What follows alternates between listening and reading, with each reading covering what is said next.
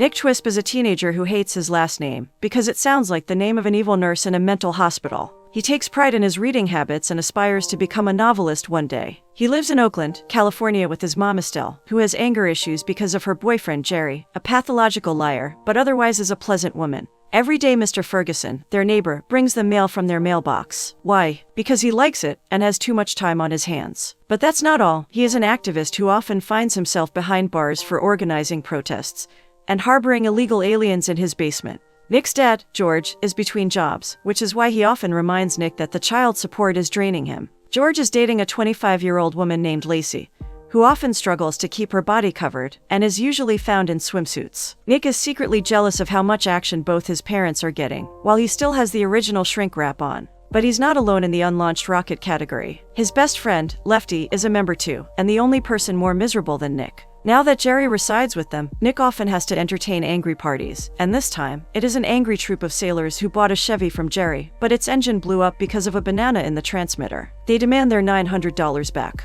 Nick, however, remains honest about everything, and tells them Jerry purchased a new Lincoln with that $900 and they will need force, as Jerry can be very stubborn sometimes. Later, when Jerry sees the Chevy in their driveway, he gets agitated and asks if Nick told the sailors he's back. However, Nick denies it and tries to suppress a smile, seeing Jerry nervous like a teenage girl before her big performance. So, to escape the threat of the ill-tempered sailors, if they ever were to show up, the three decide to go to UK for a week-long vacation. After a days-long drive they reach UK, and Jerry takes them to a trailer park. Estelle is disappointed as she was expecting a cabin, and here they are now, having a very awkward dinner in the trailer. Nick doesn't like Jerry very much, and after dinner when Estelle and Nick are left alone, Nick asks Estelle how long he can expect Jerry to be around. But Estelle gets defensive because she thinks she's too old to get guys, has a kid, has no money, and has stretch marks. But Nick points out that she shouldn't limit her options, since there are people with a stretch mark fetish, but Estelle shushes him and retires for the night. Nick decides to freshen up and steps out of the trailer. He crosses paths with Sheeni Saunders, a young girl the same age as him, and it takes mere seconds for Nick to fall in love with her. To his surprise, when he returns to his trailer he finds Sheeni talking to Estelle, who introduces Sheeni to Nick. Nick cannot believe his luck, because just yesterday he was feeling happy at the thought of Jerry being beaten senseless by the sailors, and now he's here, shopping with a beautiful young girl. He carries Sheeni's groceries to her double-decker trailer, and since her parents are at church, she offers to give Nick a tour of the trailer. She shows him around before taking him to her room, where they talk about her interest in French culture. She expresses her wish to live in France and to get away from her family,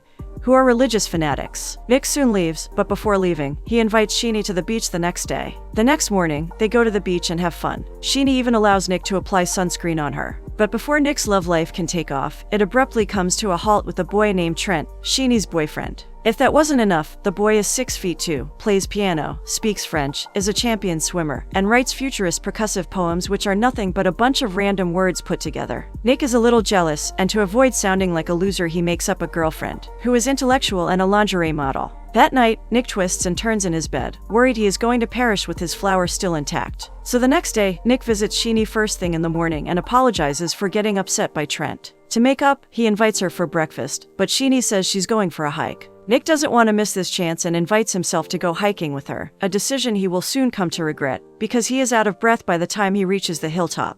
The two feel the spark ignite between them, and unable to control their feelings for each other, they kiss. However, Mrs. Saunders is not happy to see a boy wipe off her daughter's lipstick, and intervenes in their DNA exchange session to remind Nick he needs an introspection. The next day, Sheeni accompanies Nick and his family to check out a new trailer Jerry has found. While Jerry buys the rundown trailer, Nick buys a dog for Sheeni, in exchange for a Subway card with 4 stickers. Sheeni names the dog Albert and takes him home, but Albert sneaks out at night and shreds the Bible, much to the Saunders' chagrin. Sheeni meets Nick an hour before he's leaving and tells him her family wants Albert out. Nick offers to take him, since he considers the dog their love child, even though Estelle can't stand dogs. Nick is concerned about Sheeni getting closer to Trent once he's gone, but Sheeni considers her relationship with Nick a summer fling. She clearly states that she can't put her life on hold for Nick, as he doesn't even live there. Nick doesn't give up yet and offers to run away with her, but seeing Sheeni reluctant, Nick asks Sheeni's help to find a job for his dad, so he can come live with him. He promises to get kicked out of his mother's home so he can make his love story come true. Once back home, Jerry is happy the sailors left them alone. Even the Chevy is gone, but to their horror, they find the Chevy sitting in the middle of their living room with all sorts of curses for Jerry painted on it.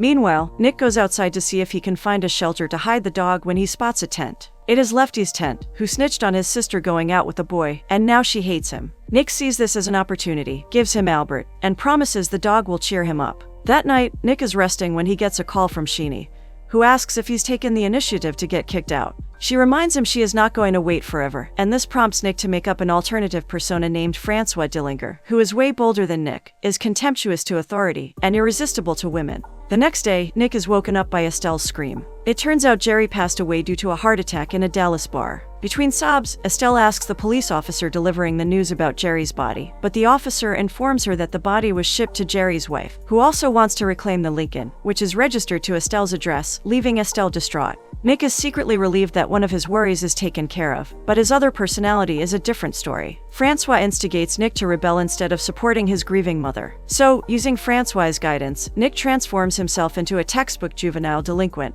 and begins destroying his mother's belongings. From flushing down her jewelry and cutting off her undergarments to spraying very objectionable words on Jerry's trailer. Meanwhile, Sheeni does her part of the deal and finds Nick's dad a job at Progressive Plywood magazine. It turns out the magazine is owned by Trent's father, much to Nick's chagrin. Not long after, Estelle starts dating Lance, the same police officer who delivered Jerry's news. Lance's hot-headedness makes it easy for Nick's alter ego to take over, and he starts rebelling, until one day he picks a fight with Lance and runs away with Jerry's Lincoln. But the plan goes horribly wrong. While driving uphill, a bump due to a pothole causes the trailer to detach itself from the car, and it starts rolling backward, causing a series of accidents before slamming into a cafe, but it doesn't end there. Nick had forgotten to pull up the car brakes before getting out, so as a result, it too starts rolling downhill, and slams into the trailer, resulting in a blast. The gasoline Nick had packed in the car started leaking, and everything caught fire. The incident soon becomes headlines, and by the time Nick returns home, acting nonchalant, Lance is fuming. He takes Nick by the collar and yells at him for setting a $5 million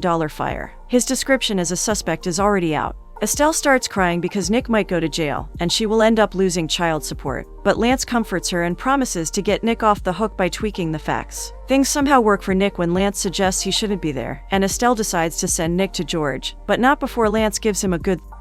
Nick soon moves to Ukiah and calls Sheeni to let her know he's come. But Mrs. Saunders, already suspicious of Nick and Sheeni, secretly listens to their conversation, where Nick tells Sheeni how he stole his mother's car and burned down half of Berkeley to get himself kicked out. Mrs. Saunders reports it to her husband, and when Nick comes to meet Sheeni, the Saunders confront him. They prevent him from seeing Sheeni and inform him they are sending Sheeni to a boarding school where she will be safe from him. Nick tries to argue, but he gets the door slammed in his face. Later, Sheeni calls Nick to inform him that she managed to convince her parents to send her to a French prep school 200 miles away in Santa Cruz. It has been her dream school since childhood. She believes going to this school will improve her chances of going to school in Paris. As if things weren't bad enough, Nick finds out Trent also joined the same school. The summer vacation soon ends, and Nick starts attending school in UK, but without any enthusiasm. He soon befriends Vijay Joshi and tells him he moved to UK for his girlfriend, Sheeni. Vijay is surprised to know that what should have been a minor deity replacing Trent is a lean, short, nerdy-looking boy. Nevertheless, he's happy the short boys, too, have a chance with the ladies. They start talking, and Vijay reveals he is fluent in French. Nick takes the opportunity to ask Vijay to help him translate the letter Sheeni wrote him in French, since her new school doesn't allow students to speak or write in English. It reveals she has a debaucherous roommate, and how Trent has become the most eligible boyfriend in their new school, especially after he undertook surfing, adding to Nick's woes. Nick is insecure about Sheeni falling in love with Trent, and plans to go to her school. Vijay, who is more interested in meeting Sheeni's roommate, agrees to accompany him and offers his grandmother's car for the trip. They soon reach Sheeni's school and meet Sheeni, who is excited to see Nick. Meanwhile, Vijay tries to impress Sheeni's roommate. The girls decide to sneak the two into their rooms, and Nick has a hard time keeping his focus with two beautiful girls in the same room. To calm himself, he goes to the bathroom, where he meets Bernice, another student at the school. Nick, however, lets his alter ego take control, and tells Bernice that his friend Trent told him that Bernice is unpleasant, trashy-looking, and some more mean things. Nick doesn't stop there, and accuses Trent of taking and stealing poetry from Bobby Frost, whoever on earth that is. Nick gets back to Sheeni and sees that Vijay has already made friends with Sheeni's roommate. Nick tries to get cozy with Sheeni, but their party is interrupted by the matron. It turns out Bernice didn't take all the insults too well and called the matron on them. Nick and Vijay pick up Albert and flee in their underwear. Their troubles don't end there, as their car breaks down in the middle of the road. So Nick and Vijay walk in the cold, until they reach a phone booth, and Nick calls his good neighbor Mr. Ferguson for help. Nick tells Mr. Ferguson that he is attempting to spy a young illegal immigrant who is fleeing political oppression. They are now stranded in their attempts and need help. Mr. Ferguson rushes to their aid, and seeing them, Mr. Ferguson asks, where their clothes are. Vijay explains the ins took them. Mr. Ferguson doesn't need any more explanation before he takes off his clothes, too, for the sake of solidarity. After they drop Vijay, Nick invites Mr. Ferguson to spend the night at his dad's place. Mr. Ferguson agrees to keep Vijay a secret and not tell George. The next day, Nick is on his way to the school when someone greets him. It is Paul, Sheenie's elder brother, who claims to have known Nick from his previous life. At school, Nick comes to know from Vijay that Sheeni and her roommate were not expelled, as he had hoped. So he decides to take extreme measures and sends Bernice donuts, along with a note stating that, even though she called the matron on them, he doesn't hold a grudge, and further states that Trent needs a lesson for calling her a fat cow. He suggests Bernice take revenge by getting Sheeni expelled, as it would crush Trent. He tells her he's sending sleeping pills that Bernice must introduce into Sheenie's food every morning, so Sheeni falls asleep in her class. Bernice starts doing what Nick asked of her and, in the process, starts developing feelings for Nick. One day, Nick returns home to find Paul, Lacey, and Mr. Ferguson high on mushrooms. They ask Nick to join them. George soon returns home, and seeing them all in such a state, he asks what is going on. He tries to grab Lacey, but gets punched by Paul. Lacey decides to leave George and goes to live with Paul. Before leaving, Paul tells Nick that Sheeni is coming home for Thanksgiving dinner, and invites him. On Thanksgiving, Nick gets a call from Estelle, who tells him she has broken up with Lance as he was being very rude to her. She warns Nick that Berkeley police know that he was behind the fire, because Lance told them it was Nick, and the police are coming to arrest him. Nick knows he needs to act fast, so he quickly makes his way to Sheenie's and meets Mrs. and Mr. Saunders, who are out of their senses after eating Paul's stuffed mushroom appetizer. He goes to see Sheeni, who is sulking in her room, as she got expelled. Nick proposes they run away because the police are after him, and they can finally get away from all their troubles, but Sheeni asks for some time to think. They're soon called for dinner. They're enjoying a quiet dinner when they hear a knock on the door. It is Trent, who has come with bad news. He announces that he got suspicious of Bernice after she tried to tarnish his image at school. So he searched her room and found Nick's letter showing affection towards Bernice, and instructing her to start a sedating program on Sheeni. Sheeni is baffled by the revelation, and asks Trent to call the police. Trent says he has already informed them, and they are on their way as they speak. Seeing no way out, Nick decides to leave, and even though Trent tries to stop him, Nick asserts his way out and runs. He reaches home and begs his dad to help him, but George is done with Nick's troublesome behavior, and says he'll turn Nick to the police. The two get into a slapping contest as Nick tries to take George's car keys. With a little help from Mr. Ferguson, he gets the keys and steals George's car, while George desperately tries to stop Nick, but with no luck. Nick stops behind a shed and gets in an argument with his alter ego, who nudges him to flee, but Nick doesn't want to leave without Sheeni. He decides to go back to Sheeni to explain that he did everything for her sake. However, he needs to lay low for some time, because the police are hot on his trail. So he takes refuge under a bridge. He is suddenly woken up by his alter ego, who has decided to help him. Guided by him, Nick calls Lance and gives him a location, adding that he is turning himself in, and curses before hanging up. He then drives to the cliff, and after removing his clothes and keeping his wallet inside the car, he puts a rock on the accelerator, and drives the car into a shallow lake in front of the police station. Nick is not done yet, and once again, he roams the town until he sees his face on a television in a shop, and Trent's interview telling the public that Nick is a dangerous man. Nick disguises himself in a female attire and wig and reaches Sheenie's house. He introduces himself to Mrs. Saunders as Carlotta, Sheenie's friend, and gets invited in. Sheeni recognizes Nick the second she sees him.